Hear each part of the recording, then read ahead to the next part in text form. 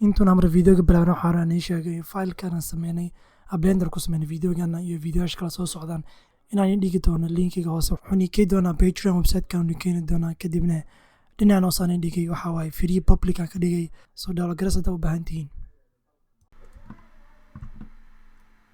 laakiin normalka khaldan yahay taasaa ka cabsanaa normalkiisu fiican yahay laakiin normalkiisa ma fiicno normalka maxaa waaye marka normalka haddaan ii sheego wuxuu yahay mar super quick tutorial nin siiyo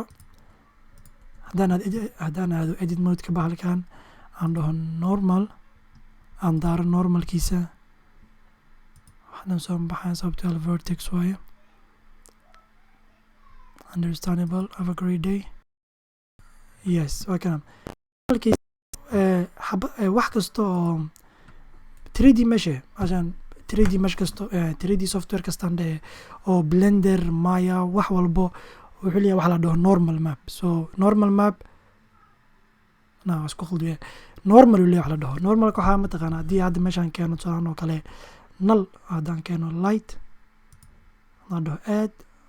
point light ama whatever light haddaan nalka halkan keeno oo meeshaan aan keeno camera aan keeno control space ibra haddaan dhaho camera inta noo imaanay haddaad tusaale kale dhihi lahayn haddoo kale render camal nalkaas meeshaas yaallo iftiinkiisa halkaas uu kusoo dhacaa kadib uu camerada soo gelaa haddaan mar kor soo aadaanay tusaale mar xogaa camerada intaan keenayna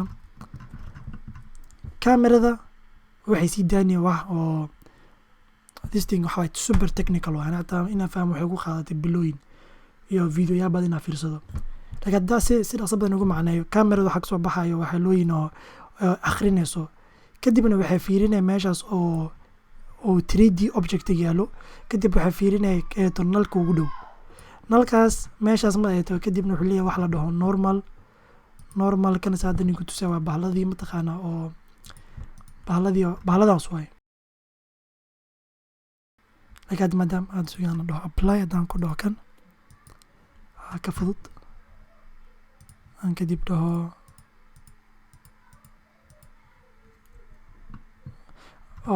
ma arkeeno sababtoo bahladaas gudaha ku jiraan maadaama bahladaas markuu iftiinka ku dhaco bahladaas caddaankaas noo sheegayaan siduu camerada u aqri lahayd meeshaan iftiin badan ma yaalo iftiin yar ma yaalo bahladana u sheegayaan haddii bahlada gudaha ku jiraan camerada inay gudaha ku jirtaa waaye so inuu nalka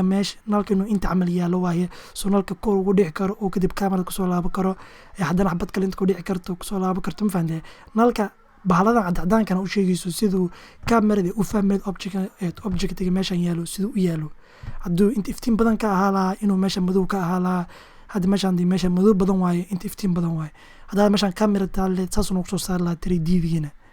laakiin markay saan tahay wax kasta caddaan waaye so hadda waxaa kaa geysaan madowga arkosiin maadaama ku jirin objectiga waa haddaa aadno 3D-ga aan dhahno final renderna si wax fiican nooma soo baxayaan so alaa kulli waxa dhiira waxay tahay bis ogaaw inuu maxaa lihi jiray objectigaaga uu yahay